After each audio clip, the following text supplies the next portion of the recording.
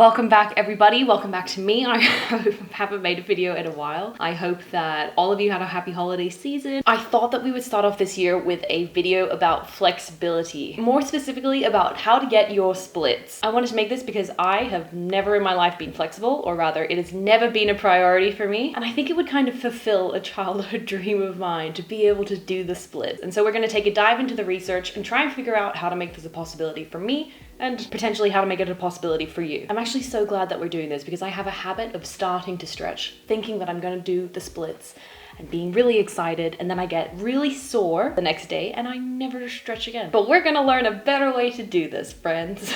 This is gonna be one of my goals for the year. I'm not gonna say New Year's resolution because I feel that's a little cringe. I just did really want to make it clear that we're not looking at stretching in terms of recovery or how it will help your performance, just purely looking at it in how I can get the splits. We might look at stretching in terms of performance or recovery in the future, but not really for this video. As always, guys, if you're new here, please remember to like and subscribe because we take deep dives into sports science literature and hopefully you'll just learn something cool. Now let's talk about what flexibility actually is. It's definitely not this. Flexibility is the range of motion that we have at a joint or a group of joints or at a muscle or the connective tissue. It's how far we can move through that range. Flexibility can be individual to each joint, to each muscle, and absolutely to each person. Now, there are a lot of different ways that we can work on it. I've got a little tree here that actually shows you all of the different types of stretching that we can do to try and target our flexibility. We've got ballistic stretching, dynamic stretching, active stretching, passive stretching, static stretching, isometric stretching, and PNF stretching. And those are just to name a few. I'm sure they go by other names as well. The primary ones that we're going to focus on in this video are static stretching, particularly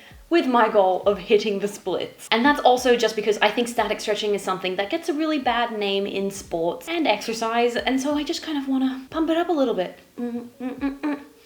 Yeah, it would be good for all of us to get a better understanding of static stretching and how to do it properly. Now, static stretching is where we stretch the muscle to its furthest point and then we hold it for a particular amount of time. Dynamic stretching, on the other hand, is where we move our body through its full range of motion. So we don't hold one particular position, but rather we move our muscles. Both types of stretching are effective at improving your range of motion. So both of them could technically get me towards a split, but dynamic stretching doesn't have those kind of negative connotations that static stretching does. And these are things like negative effects on our power output or our strength output. It is worth noting, though, that a lot of these studies that say that static stretching has a really bad effect on our strength or our power are studies that do the static stretching directly before we exercise. So no warm-ups, nothing, just static stretching. I just want to dispel this myth really quickly. Static stretching only has that negative effect on power or our strength if we do it immediately before we exercise. So if we include a warm-up before or after,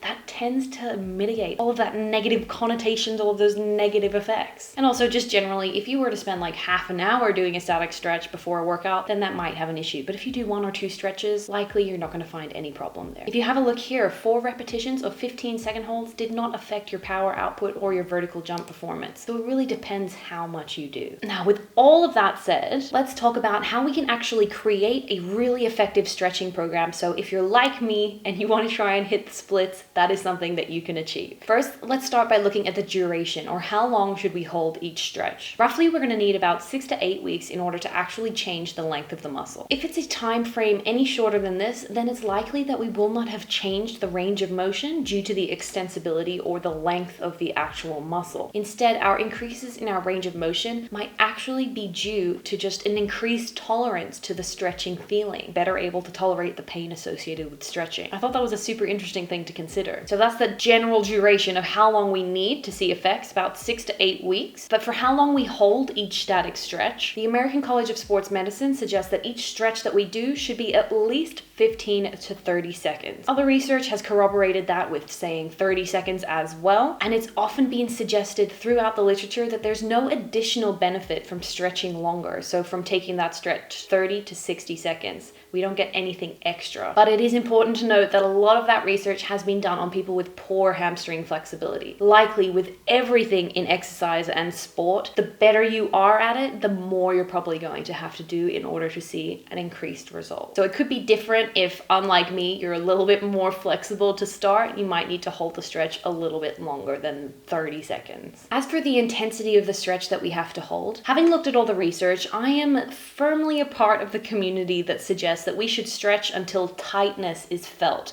not until pain is felt. If we're feeling pain when we're stretching, then we're slipping really close into a pretty dangerous realm. I mean, you see all those viral clips of people stretching cheerleaders and stuff like that, and they're like screaming as they're being stretched. And I think for the majority of us, that is not a tactic that we should employ. If you're chasing a goal like me just for fun, then stretching should be something nice that we're doing for our body. We don't really want to create damage or a new injury. So we want to keep the intensity of the stretch relatively low. And that's not to say that you can't do high intensity stretching. You are able to do high intensity stretching. And if that's something that you prefer, then the research suggests that about 20 seconds is a pretty good starting point for that. It is worth noting though that high intensity stretching is often accompanied by a huge amount of pain. And like I said at the beginning, I actually think this is one of the mistakes that I made when I was trying to get my splits in the past. High intensity stretching left me feeling sore afterwards, and so maybe it's not the best idea to do this form of stretching that often. And this is particularly the case if a chronic adaptation is what we're looking for. So high intensity stretchings are really good for acute changes.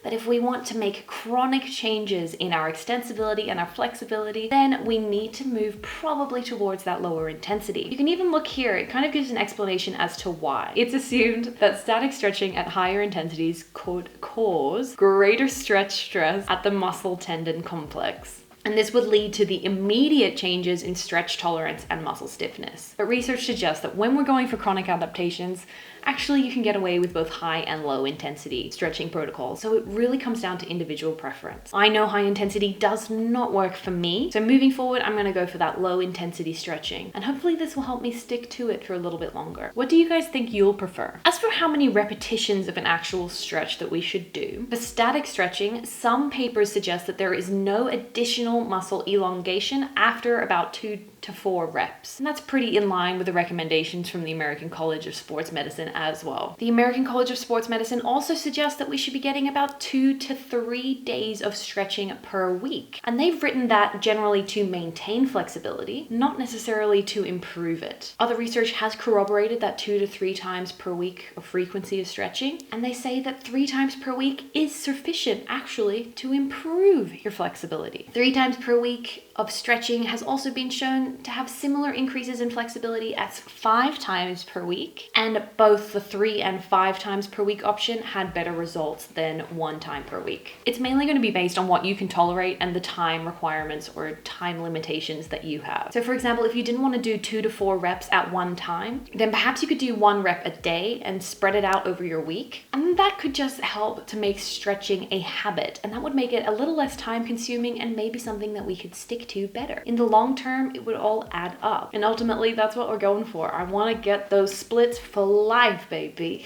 Now, as for how long you are resting in between each stretching session, it really depends again on that intensity and how many repetitions that you're going to do. If you wanted to go for a low intensity stretch at 30 seconds, like I've suggested throughout this video, then you probably don't need to rest for very long before your next session. If you're going to do a dedicated stretching session, however, and you're going to include some higher intensity stretches, then previous research has suggested about 36 to 48 hours in between each of your stretching sessions. And that would hopefully get the best results and allow you to recover appropriately so that you don't injure yourself. Again, this will really depend on your current tolerance level, and you may have to take shorter rests as you build up and become more flexible in order to keep improving. Now, if we talk specifically about the splits for a second, if I come back to my childhood dream of being flexible and cool, I was never a dancer, really. So having learned all of that basic info that I've just said, how can we turn that into the best stretching routine? I'm going to share with you how I would split up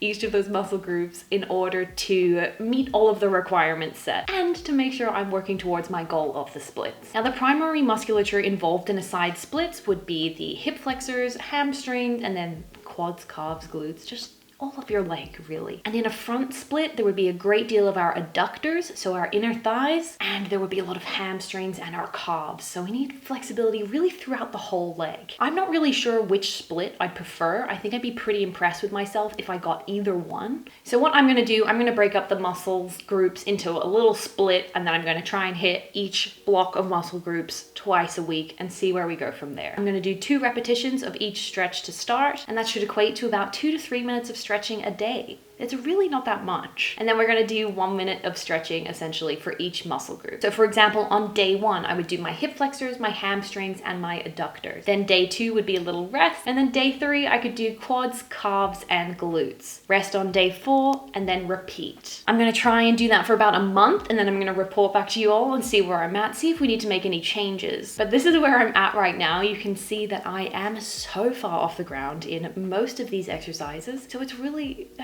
it's not looking great for me there, but I will get there in time, and hopefully by the time you see the next video, I will be a little better. Just, you know what? I'll take anything at this point. We've used a measuring tape here as well to try and get a little bit more objective in those numbers. And in the next video, I'm going to share with you guys some of the research as to why our flexibility changes and the actual mechanisms behind it. So we might dive a little bit deeper into the exercise science. If you can think of something else to do, then I'm happy to do that instead in the update video. But just to quickly summarize everything that we've learned. Duration, we're gonna need about 6 to 8 weeks, and we're going for about 30 to 60 seconds for each static stretch. As for the intensity, you can do high or low, but in terms of chronic adaptations and sticking to something, low intensity might be a bit better. You don't wanna feel that pain. You just wanna go to the point of tightness and hold the stretch there. As with anything, guys, consistency seems to win out overall, and that seems to be the general idea that I'm getting here. As for how many repetitions,